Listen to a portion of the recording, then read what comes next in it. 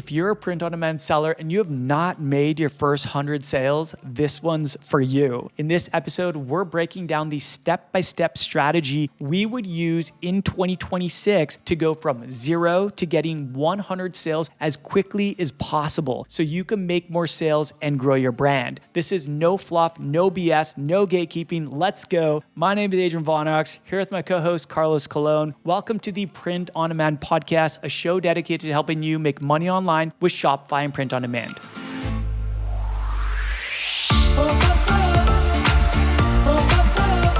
Welcome to the Print on Demand podcast. Thank you for being here. Carlos, let's just get into it. What do you say? Let's go. Let's go. All right. So this episode, we're actually going to break up into 3 different parts. Okay. So phase 1, we're calling foundations. Phase 2 is sales generating activity. And then phase 3 is the marketing strategy that we would use to go from 0 to 100 sales as quickly as possible. Just before I get into foundations, I did want to mention that we're going to be mentioning a lot of our favorite print-on-demand tools in this episode, and we're going to be linking those in the show notes. So if you hear us say anything, you're like, what was that they said? What do they use? What do they recommend? Check it out. We also always include any free trials, discounts, or special offers. All right, let's get into it, starting with phase 1, foundations. So we break up the brand building process into 2 parts at T-Shirt Legends Academy. That's our training and coaching program. And we like to break up the brand building part into 2 parts. The first part is called foundations, all right? So foundations really consists of just 3 things: choosing a niche, creating 3 simple designs. We just want you to have a couple designs so you have something on your website to sell, and then publishing and building your website. That's it. Those 3 things. That is phase 1 foundations. And our goal for you is to get you out of phase 1 as quickly as possible. So we challenge all of our students to get out of phase 1, to get all that done in the first 30 days or less. Some could get it done in a weekend. Some might take a little bit longer, but that's the goal. So I'm going to briefly touch on phase 1, but we're going to spend more time focused on the sales generating activity. So let's just quickly kind of burn through the phase 1 foundation. So choosing a niche. Some of the big benefits of niching down, and why we've always niched down and we recommend others do the same, is because it's much easier to stand out in a crowded market. It makes targeted marketing so much easier. If you're niche down and you're getting in front of your target audience, you know what I'm talking about. And that generally leads to more sales, and it builds way stronger brand loyalty and repeat customers. The fortune is in the follow-up. The goal shouldn't be to get someone to buy once. It actually should be to get someone to buy 2, 3, 4, 5, 10 times and make them a super fan for your brand. These people become super profitable to your brand. They become your raving fans, and they make your business a whole lot more profitable. Now, if you are in phase 1 foundations right now, and you're in the process of trying to figure out your niche, we recommend using this 3 P's of niche selection framework. First is passion, second is proficiency, third is profit. Let me explain. So passion, is this a niche that you and many others are passionate about? Proficiency, is this a niche that you're somewhat proficient in? Remember, you don't need to be an expert, but something that you know more than the average person about. And is it profitable? Is there validation to know that this niche is profitable? That's what we call the 3 P's of niche selection. And if you are in the process of trying to determine your niche, this is what we recommend putting it through. Carlos, anything you want to add there? Biggest thing is just don't take too long to do this. And when you do it, I think a lot of people, they're able to figure out their passion and they're able to figure out what they're proficient about. But the profit part, make sure you check to see that you have competitors that are actually successful in this niche. Find validation that it's profitable. And to find validation is profitable, you need to find competitors. You need to find competitors that are showing signs of success. So true. So true. Intuition is great, but data always wins. Go out there, find the data to show that this is a profitable niche. Many of them, you won't need to look very far. I mean, if you're going in the cat niche, if you're going in the dog niche, like these are multi-billion-dollar industries, right?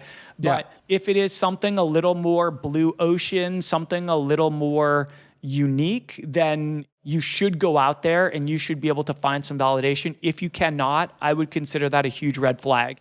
So let's talk about part 2 of foundations, and that's creating 3 simple designs. We just say 3 is kind of an arbitrary number. The focus here is really just to have a few products to sell on your website.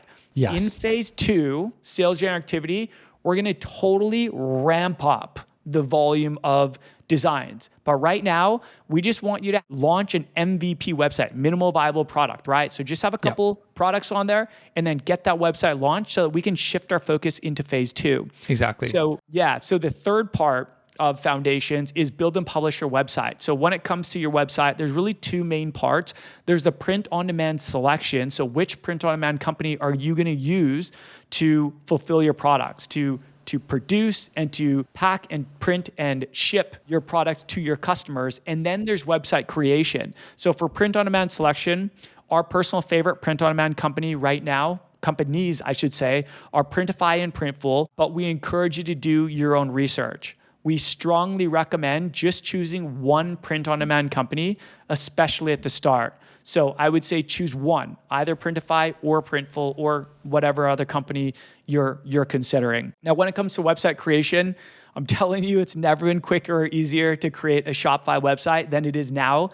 But I want to warn you, all right? I want to warn you, there's going to be a lot of bright, shiny objects when it comes to creating your website. And I want to challenge you to put on your blinders and focus on keeping it simple. Simple wins. Simple. We see so many simple websites that are doing way better in terms of sales volume than websites that people have made so pretty and have all the bells and whistles and what, right? That doesn't matter. They're not buying your website, they're buying your products. So we want you to keep this really simple. Just ensure that it looks professional and trustworthy. Shopify has these amazing pre-made website templates that you can use that make it so easy. You just choose a template. We recommend the template Dawn. It's a free Shopify website theme, but maybe there's another one you like. But these just make it really, really easy. And then from there, it's really just a lot of drag and drop. There's not much more to it. No coding, no tech skills required. So if you're not a techie, don't worry about it. Shopify's got you. Carlos, anything you want to add there? Yeah. So for the 3 designs, I want to say, let them suck. Let them suck. Don't worry about them being perfect, those 3 designs. They're probably not going to sell that well, and they may not sell at all. Just let them suck. The reason for those 3 simple designs is so that you can build out your website and so that you have something to put on your website when you're building it out, so that you know exactly what it looks like, right? It doesn't matter what those designs look like really in this case, because those are the first 3 designs just to get your website up. And your website, make sure when you're going to the App Store, don't just browse the App Store, just go there for the specific things you need, and that's it. Don't over customize your website. Don't try to code on your website. Don't don't even optimize your website. Just make it so that it's trustworthy and people can find the content. It's very simple, lean, and sales ready. That's it. Sales ready. MVP, minimal viable product. That's all you need. You made a lot of really good points there.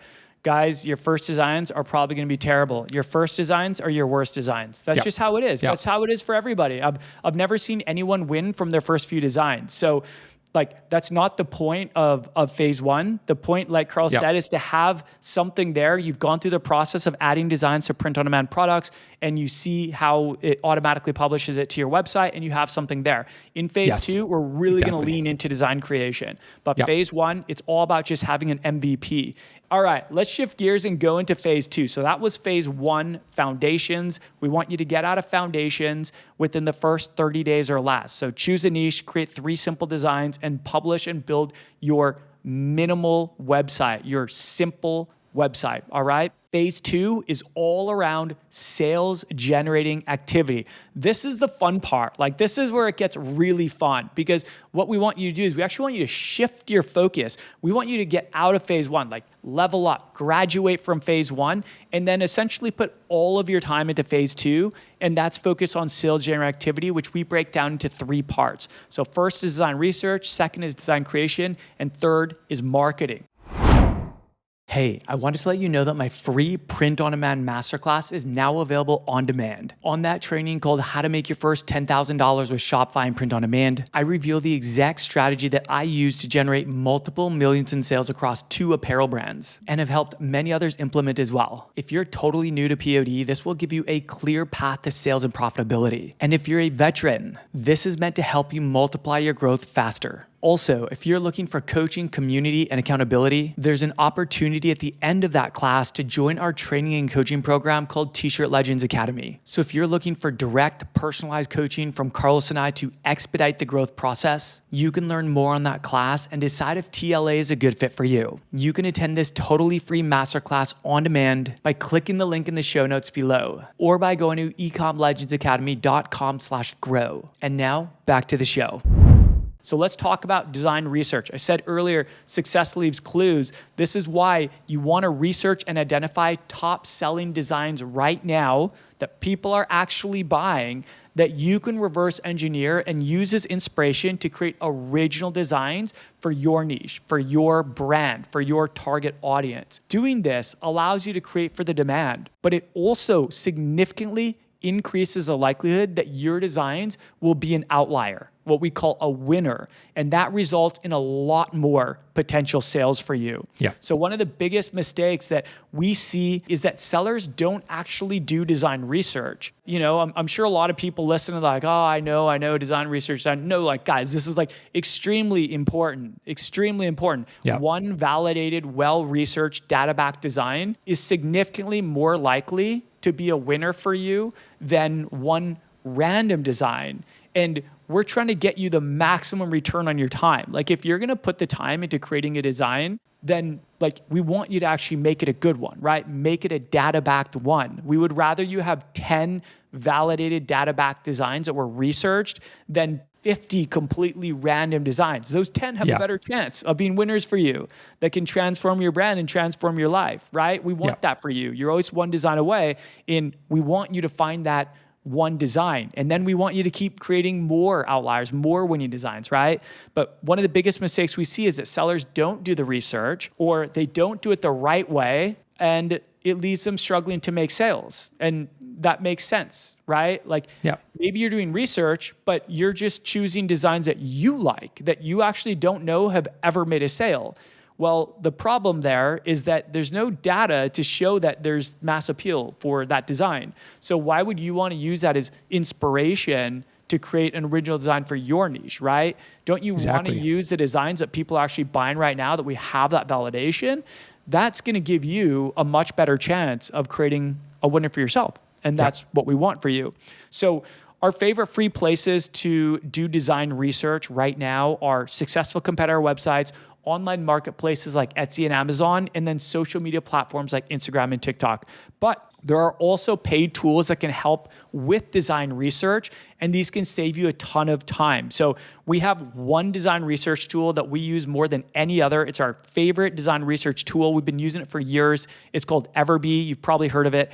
And it allows you to quickly find winning products and see what's trending with real sales data. So we love using that tool to save us time, because if we can save time on the research component, we can spend more time on pumping out more designs and more time on driving traffic and getting eyeballs on those designs, right? That's the goal. You want to do what has the best return on investment for you, return on time for you. Carlos, anything you want to add before I talk about design creation? Yeah. So for design research, I just want to add that yes, social media is one place that you can find designs, but you'll also find content. And so, and Adrian's going to get into this when he gets into marketing, but content research is also important as well. And that could actually lead to designs too. Content could inspire designs. And so there's other things too that it's going to be in the marketing that is going to be synergistic with design research as well. That's an excellent point. Excellent point. Some of our best performing designs of all time were actually inspired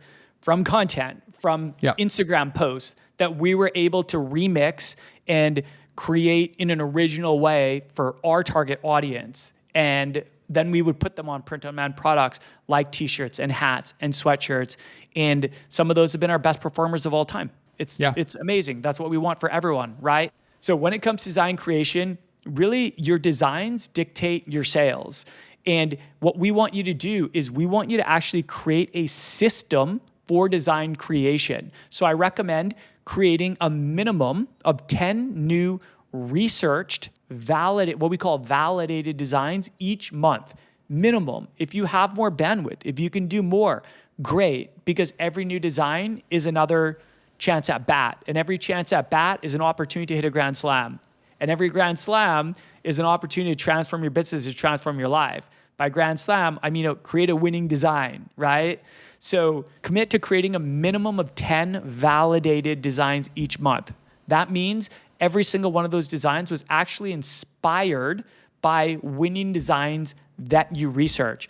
Don't steal, don't copy, but what you can do is you can reverse engineer the virality of these winners, and many times you can introduce them to your niche. And a lot of times they aren't actually introduced to your niche. So you might take a trend that's doing really well in another niche, and then figure out a way to blend that trend with your niche, and magic can happen there. Many times it does. There's a lot of great, when it comes to design creation, there's so many great beginner-friendly tools that you can use. Our favorites in 2026 are Kittl, Canva, and Playground. Now, we use and love all three. However, you definitely just need to use one. You don't need to use all three. When you're first starting out, I wouldn't even tell you to use all three.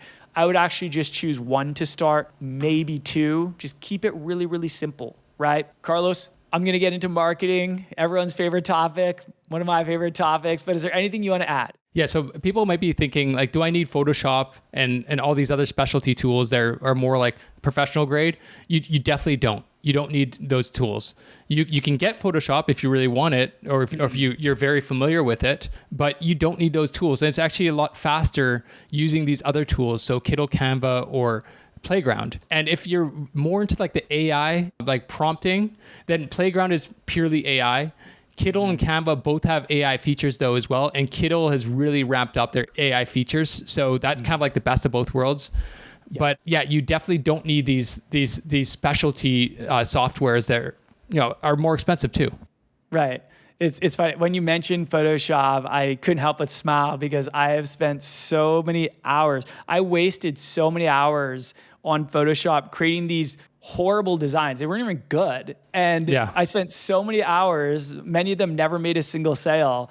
And now I could do that in like 15 seconds with AI, like with Playground or with Kittl, or using Nano Banana. Like there's so many quick and easy options that can save you a ton of time. So yeah, I 100% agree. All right, let's shift gears to marketing. All right, so we're in phase 2. We've talked about design research. We've talked about design creation. Now we're talking about the third part of phase 2, and that's marketing. This is all about getting eyeballs on your products. And the best way to do this is to build an audience of your ideal customers. Now, there are just 3 ways to build an audience. We call these the 3 B's of audience building.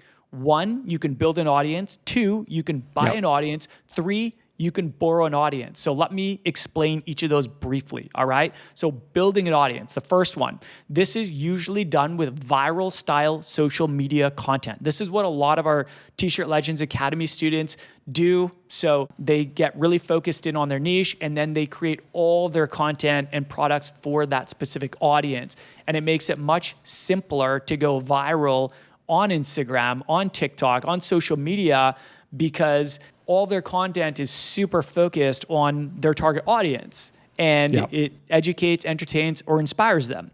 And people love that. That's why most people go on social media.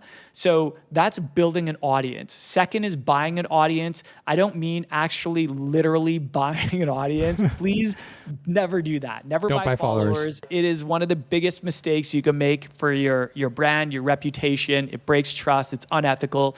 And it doesn't even make you sales. It's a huge waste of time. And many times people pay for this. It's a huge waste of money too, right? Instead, spend that money on paid ads to get in front of your actual target audience. The people who are actually loving your products and the people who are actually going to buy your products, right? So that's what we mean when we say buying an audience. Buy an audience with paid ads. This is like skipping the line for getting eyeballs in front of your target audience. It's the quickest and most predictable way to get traffic to your designs. Now, does that mean they're going to sell? Absolutely not. If the design stinks, it doesn't matter how many eyeballs you get on it, no one's going to buy it, right? However, if it is a winning design, if it is an outlier, if it is a design that has mass appeal with your target audience, generally what happens when you amplify your reach is you also amplify your sales. And who wouldn't want that, right? Who would not want that? So that's buying an audience. Then third is borrowing an audience. So this is having influencers or content creators promote your products. This is more an advanced strategy in our opinion. Our favorite mix, our favorite blend of the 3 Bs is actually to focus on build and buy. So focus on driving traffic through paid ads and then also be creating some organic content and posting it to your social media. Carlos, anything you want to add to that? No. All right, here we go. Part 3 of the episode. This is a marketing strategy that we would use to go from 0 to 100 sales as quick as possible. All right. So I mentioned earlier, the quickest and most predictable way to get a lot of eyeballs on your products and make your first 100 sales is to buy an audience through paid ads. And the ads platform that we recommend that's always worked best for us is Meta Ads, also called Facebook ads. All right. So here's what we recommend doing. First, test your designs at small budgets. By small budgets, I mean like $15 to $25 a day for sales validation. All right. So we like to use ads for 2 things: testing new designs and scaling up new designs, meaning we've tested them, they're an outlier, and now we want to take them to a whole new level, right? So if you run ads and they are not profitable after 3 days, after 72 hours, cut the ad. If you run ads and they're break even after 3 days, keep the ad, but don't increase the budget because it's break even. Usually when you increase the budget, it'll go below profitability. And if you run ads and they're profitable after 3 days, scale the ads. In other words, increase the budget to amplify your reach and amplify your sales. If the design is what we call an A-grade winner, also called an outlier, also called a winning design that can be scaled up profitably with a large budget, you can get to your first 100 sales, I kid you not, in as quick as 1 day with a big enough budget. Now, would we recommend that on day 1? No, because we want you to test at a small budget first, right? We're not gamblers. We don't want you to gamble your hard-earned money. We want you to take calculated risk. This has served us very well in our business and allowed us to always be profitable, taking calculated risk. So when you do run the ads and you test it and you see that you have a huge outlier, a design that's selling like crazy, even at a small budget and doing really well, then maybe you will actually jump to a bigger budget to get to 100 sales in a day, like from the point that you put that new budget there. We usually like to do this systematically. We'll start at a small budget, then we might double that. Then we'll test that for 3 days. Then we might double that again, test that for 3 days. And as long as it's profitable, we keep pushing it up because we want to get a high volume of sales because we know we're going to get a lot of these buyers again through email marketing. So we're acquiring them through ads for the first time, but our goal is not to end there. That's just the beginning of the journey. Our goal is actually to turn them into repeat buyers and have them buying again and again without needing to use ads to reach them, right?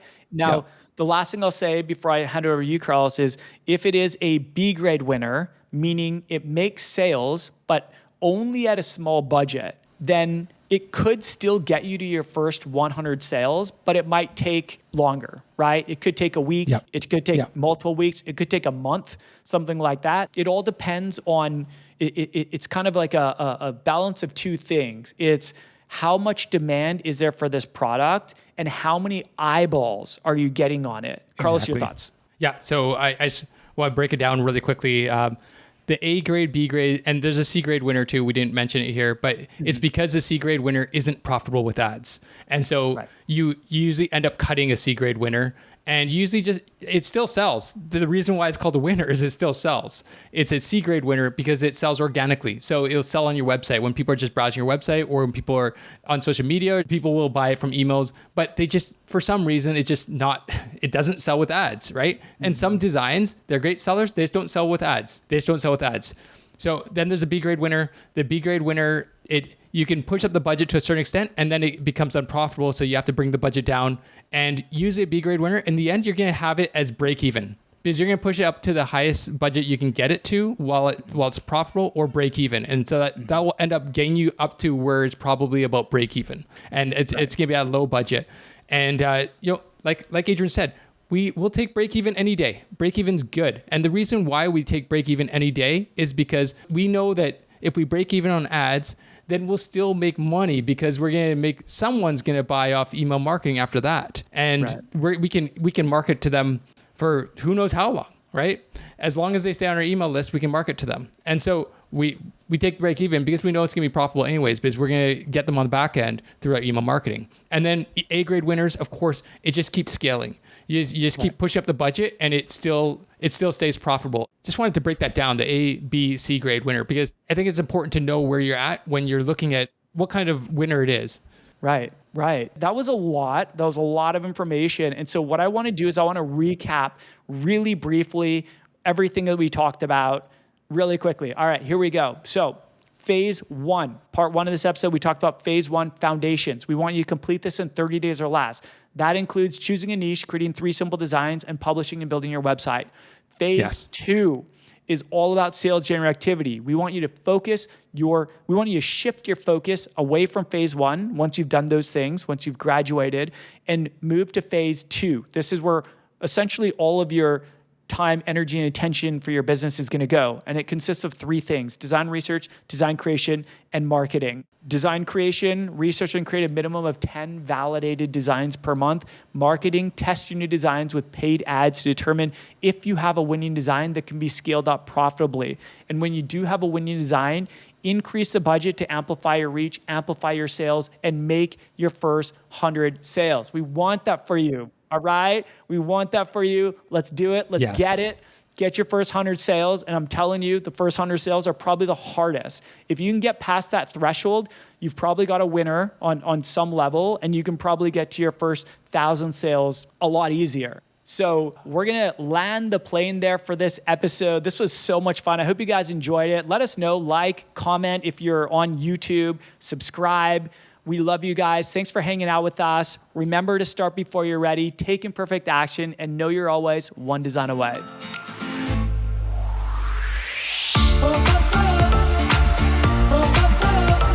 Hey, if you're loving the Print Man podcast and want more, please help us out by rating this on Apple, Spotify, YouTube, or wherever you're listening from. It only takes a minute, and this is one of the best ways to support the show and let us know that you're enjoying these weekly episodes. Thank you in advance, and we'll talk soon.